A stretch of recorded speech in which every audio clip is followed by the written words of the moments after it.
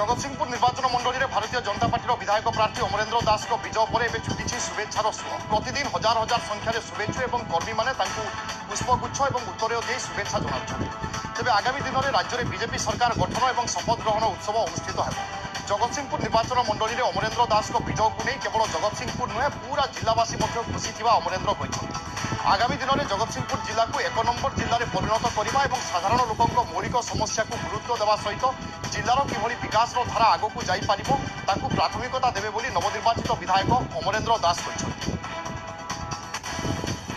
जगतसिंहपुरवासी खाली नुहति ओडिशावासी चाहिए परिवर्तन आवश्यकता अच्छी।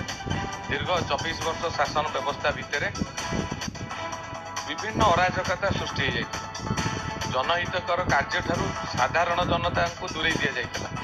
लोक न्याय पाउन विभिन्न सरकारी कार्यालय लोक विभिन्न समस्यार असुविधा पड़ुते।